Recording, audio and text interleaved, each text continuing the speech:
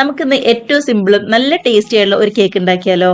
ഓവനോ ബീറ്ററോ വേണ്ടാന്നുള്ളത് മാത്രമല്ല കേട്ടോ, മൈദയോ മുട്ടയോ പഞ്ചസാരയോ ഒന്നും തന്നെ ചേർക്കാതെ ഇതുപോലെ നല്ല അടികട്ടിയുള്ള ഒരു ചീനച്ചട്ടിയിലാണ് നമ്മൾ റെഡിയാക്കി എടുക്കുന്നത്. അപ്പൊ മിസ് ചെയ്യാതെ സിമ്പിൾ ആയിട്ടുള്ള ഈ കേക്ക് എല്ലാവരും ഒന്ന് ട്രൈ ചെയ്ത് നോക്കുക, ഉറപ്പായിട്ടും ഇഷ്ടാവും. പഞ്ചസാരയ്ക്ക് പകരമായിട്ട് നമ്മൾ ശർക്കരയായിട്ടും എടുത്തിരിക്കുന്നത്. ഒരു 1/4 കപ്പ് ഗ്രേറ്റ് ചെയ്ത ശർക്കര എടുത്തിട്ടുണ്ട്.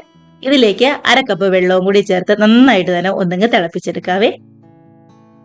1/2 കപ്പും അതേപോലെ തന്നെ 2 ടേബിൾ സ്പൂൺ വെള്ളവും കൂടി ഞാൻ ചേർത്ത് കൊടുത്തിട്ടുണ്ടായിരുന്നു കേട്ടോ. നന്നായിട്ട് തിളച്ച് ശർക്കരയൊക്കെ ഒന്നെങ്കിൽ അലന്ന് വന്നാൽ മാത്രം മതി. ഒരുപാട് അങ്ങോട്ട് തിളച്ച് കുറുകാനൊന്നും നിൽക്കണ്ട. ഇതിപ്പോ ശർക്കരയൊക്കെ ആണെങ്കിലും നന്നായിട്ട് തന്നെ തിളച്ച് വന്നിട്ടുണ്ട്. ഇത് മതി. ഗ്യാസ് ഓഫ് ചെയ്ത് ആ വലിയ ചൂടൊന്നും ആറാനായിട്ട് വെയിറ്റ് ചെയ്യാം കേട്ടോ. ശർക്കര പാനിയുടെ ആ വലിയ ചൂടൊന്ന് ആറിയതിന് ശേഷം മറ്റൊരു ബൗളിലേക്ക് ഇതേപോലെ ഒന്ന് അരിച്ചൊഴിച്ചു കൊടുക്കുന്നുണ്ട്. എന്തെങ്കിലും കല്ലോ മണ്ണോ ഒക്കെ ഉണ്ടെന്നുണ്ടെങ്കിൽ അങ്ങ് പൊയ്ക്കോളും. ആ വലിയ ചൂട് ഒന്നുങ്ങ് ആറി വരുമ്പോൾ തന്നെ ഇതേപോലെ അരിച്ചൊഴിച്ചു കൊടുക്കാം കേട്ടോ. അതേപോലെ തന്നെ ഓയിലിന് പകരമായിട്ട് എടുത്തിരിക്കുന്നത് ബട്ടർ മെൽറ്റ് ചെയ്തതാണ്. 1/4 കപ്പ് ബട്ടർ മെൽറ്റ് ചെയ്തോ ഇല്ലാന്നുണ്ടെങ്കിൽ ഗീ മെൽറ്റ് ചെയ്തോ നമുക്ക് എടുക്കാവുന്നതേ ഉള്ളൂ. ഇനിയിപ്പോൾ അത് രണ്ടും ഇല്ലാന്നുണ്ടെങ്കിൽ ഓയിൽ തന്നെ എടുക്കാം. ഏതെങ്കിലും റിഫൈൻഡ് ഓയിൽ വേണം എടുക്കാനായിട്ട്. ഇതിലേക്ക് 1 ടീസ്പൂൺ വിനാഗിരിയും 1/4 ടീസ്പൂൺ ഏലക്കപ്പൊടിയും കൂടി ചേർത്ത് ഇതുപോലെ എല്ലാം കൂടി ഒന്നങ്ങ് മിക്സ് ആക്കി എടുക്കാം.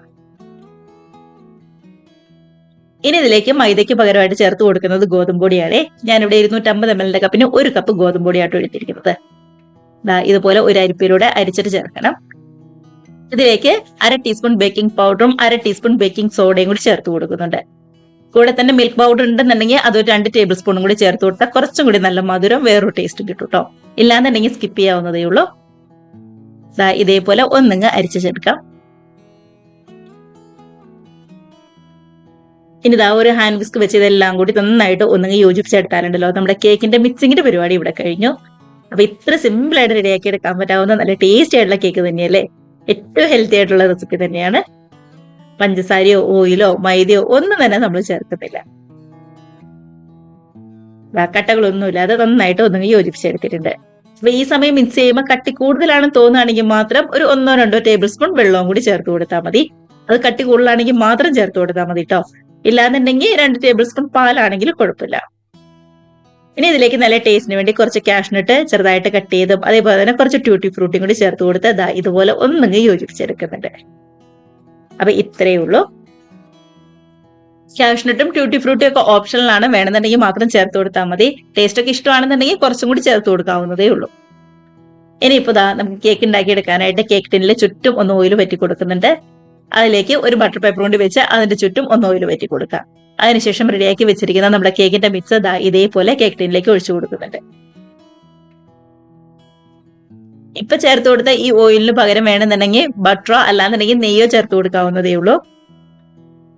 നന്നായിട്ട് തന്നെ ഒന്നിങ്ങ് ടാപ്പ് ചെയ്ത് എയർ ബബിൾസ് ഒക്കെ ശരിക്കും കളഞ്ഞതിന് ശേഷം നേരെ നമുക്ക് റെഡിയാക്കി എടുക്കാം. കാണാൻ കുറച്ച് ഭംഗിക്ക് വേണ്ടിയിട്ട് മേളിലും കുറച്ച് ട്യൂട്ടി ഫ്രൂട്ടി ഒന്ന് ചേർത്ത് കൊടുക്കുന്നുണ്ട്. അപ്പൊ ഇത്രയേ ഉള്ളൂ.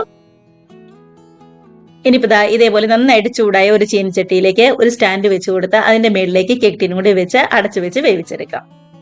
അപ്പൊ ചീനച്ചട്ടി എടുക്കുമ്പോൾ നല്ല കട്ടിയുള്ള ചീനച്ചട്ടിയോ അല്ലാന്നുണ്ടെങ്കിൽ നല്ല കട്ടിയുള്ള ഏത് പാത്രം വേണമെങ്കിലും എടുക്കാം. കുക്കർ ആണെന്നുണ്ടെങ്കിലും കുഴപ്പമില്ല കേട്ടോ.